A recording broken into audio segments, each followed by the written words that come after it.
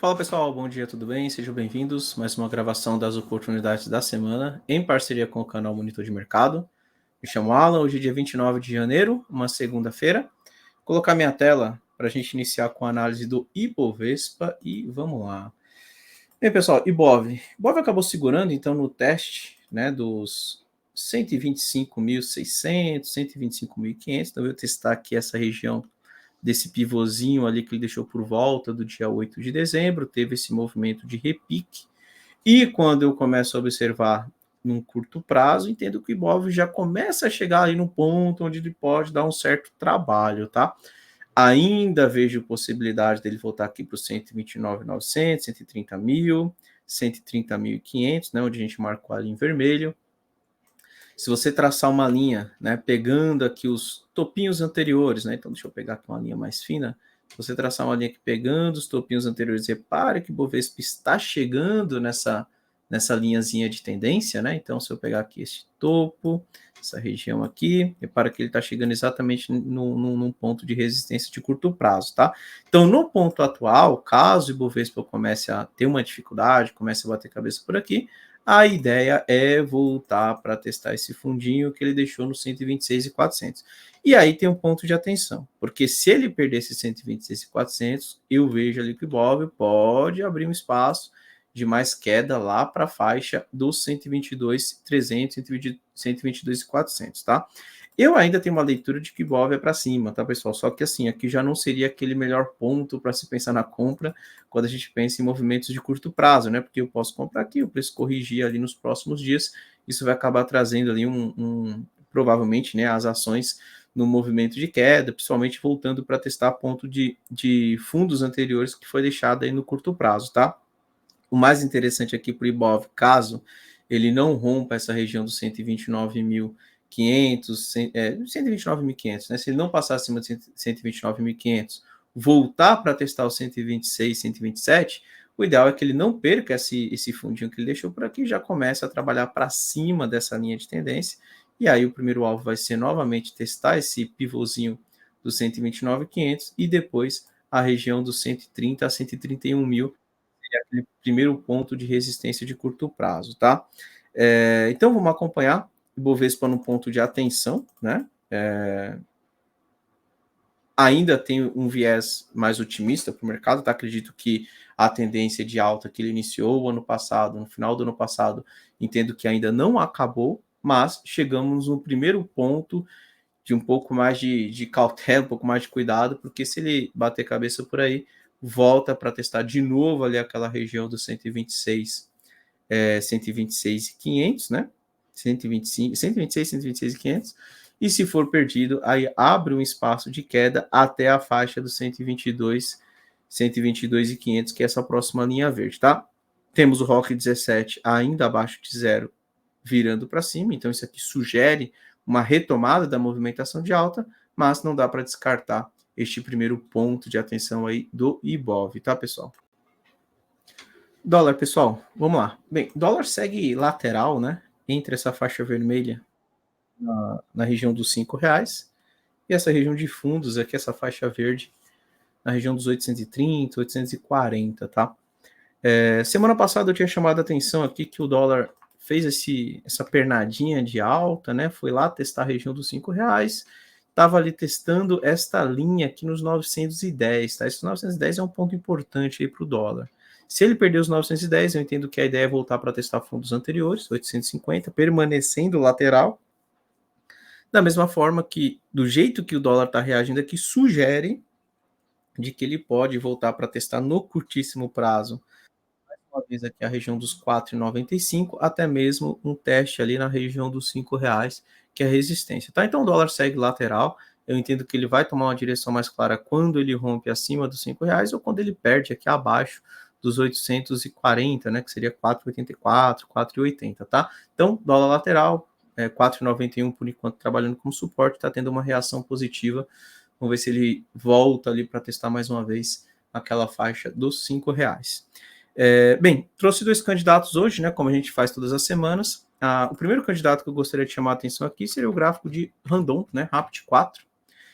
Considero que está numa região aí bem interessante, pensando em relação risco-retorno. O ideal é que ele comece a reagir por aí agora, tá? Então, o Randon fez ali um topo mais alto que o anterior no diário. Desde então, ele vem no movimento de correção mais forte, né? Chegou aqui nessa região desses topinhos que ele havia rompido, está testando como suporte. Linhas verdes, temos 3 linhas verdes ainda alinhadas para cima. A linha vermelha ainda está um pouco distante, né? Vamos desenhar aqui no futuro para ver se ela sobe aqui em direção ao preço. Ela sobe, mas demora um pouquinho, tá?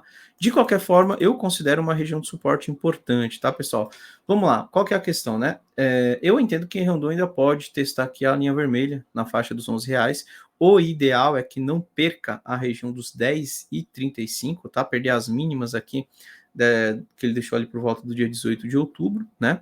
Então, é um gráfico que eu colocaria ali como um dos candidatos, né, onde eu ficaria ali mais atento, acreditando que se ele segurar por aí, ele vai ter uma boa relação risco-retorno na compra, né? Meu primeiro alvo seria o teste desse pivôzinho aqui nos 11,90 e rompendo os 11,90, alvo nos 12,60, tá? Então, gosto bastante de Randon, Rapt 4, ficar de olho aí nos tempos gráficos menores também, né? Por exemplo, esses 120 minutos. Se nos 120 minutos ele não fizer um novo fundo e já começa a escapar essa primeira linha vermelha no 120, a ideia é que ele faça algo parecido com isso, né? E aí você já consegue ver que acima da linha vermelha até essa primeira resistência, de cerca de 7% para testar aquele primeiro ponto, tá? Então, ficar de olho aí em Rapt 4, vejo que está no ponto interessante, segurando por aí, tem uma boa relação risco-retorno até aquele primeiro alvo, tá? Outro candidato que eu gostaria ali de chamar a atenção, deixa eu só colocar aqui o modelo BOL 1, é o gráfico de Armac, né? ARML3. Vamos lá, mesma situação, né? Chegou ali próximo da mínima 144, tem essa região aqui de 13,85. Ele veio testar, já fez um movimento de repique. Ainda vejo que pode testar mais uma vez essa região de fundo, né? Mas se ele não fizer um novo fundo, começa a segurar por aqui, primeira resistência 15,40, depois aqui a região de 16,70, tá? E aí, né? Isso aqui pode ser mais uma pernada de alta, ele deu essa pernada mais forte, tá no movimento de correção, segurando aí acima dos 14, a gente pode ter aí a Armac tentando dar mais uma puxada ali para cima, iniciando mais uma movimentação de alta. Então, gosto também do gráfico de Armac, vamos ver se ele segura aí na faixa dos 13,80. Se perder, né, os 13,80, 13,60, aí a ideia é voltar para testar a faixa dos R$12, né, testar fundos anteriores, só que aí já começa a ficar um pouco mais estranha a movimentação aí do gráfico de Armac, tá? Então, ficar de olho, gosto bastante, principalmente se ele testar fundo, não fizer novo fundo, virar para cima, entendo que também tem uma relação risco-retorno interessante ali na compra. Vamos acompanhar para ver se ele reage por aí e manda para cima novamente, tá, pessoal? Bem, vamos dar uma olhada no gráfico do S&P 500, né, como a gente faz aqui todas as semanas. S&P 500, pessoal, vamos lá. S&P 500, ele rompeu a região lá do topo histórico, né, os 4.800, 810, tá nessa movimentação de alta. Eu entendo que qualquer correção que o S&P 500 faça é para retomar depois a movimentação de alta, pelo menos para testar o topo, tá? Então ainda sigo com viés de alta para S&P 500, e qualquer correção que venha ocorrer, na minha opinião, ainda é para mandar para cima, pelo menos para testar o topo. A partir do momento que o S&P 500 testa um topo, não faz um novo topo, perde um fundinho anterior, aí a gente pode ver um movimento de correção de curto prazo, quem sabe aí S&P 500 voltando para os 4.700 ou até mesmo para os 4.600. Por enquanto, entendo que ainda é para cima e qualquer correção que ocorra, a ideia é depois voltar para testar topo, ok? Bitcoin, vamos dar uma olhada no gráfico do Bitcoin, BTC-USD, gráfico diário. Bem, o Bitcoin ele veio ali na faixa dos 40 mil, né? 40 mil, pouco abaixo aqui dessa faixinha verde, deu uma violinada ali, né? Ele passou para baixo, logo em seguida já teve uma reação. Ele tem um suporte aqui na casa dos 38 mil também. Ele veio ali pertinho testar, já reagiu e agora está chegando no primeiro ponto de resistência, tá? Que é justamente essa faixinha vermelha. Já começa a ter uma certa dificuldade. Do jeito que o Bitcoin está se desenhando, sugere de que pode fazer mais um teste aqui nessa região, tá? Vamos lá, importante, né, que o Bitcoin permaneça acima aqui dos 38 mil. Caso o Bitcoin perca os 38 mil, eu vejo como próximo suporte a faixa dos 32, que vai ser um ponto, inclusive, ali de topos anteriores que ele rompeu lá no semanal.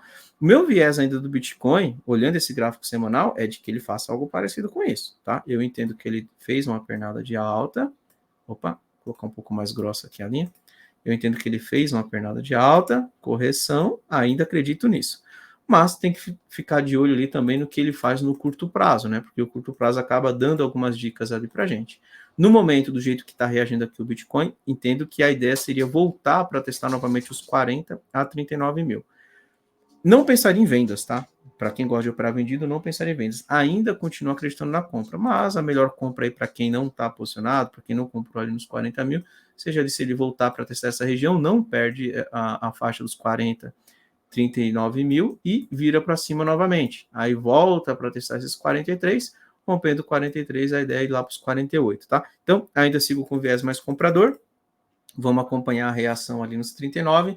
Se passar direto, né, o que pode acontecer, né, não tem como a gente saber exatamente o que o preço vai fazer, mas se passar direto pelos 39, aí tome cuidado, porque ele abre espaço de correção até os 32.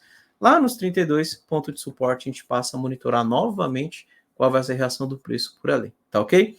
Então é isso, pessoal, vou encerrando por aqui, desejei para todo mundo uma excelente semana, bons trades a todos, semana que vem estamos de volta com mais uma gravação das oportunidades da semana, em parceria com o canal Monitor de Mercado. Pessoal, um abraço, até a semana que vem. Tchau, tchau.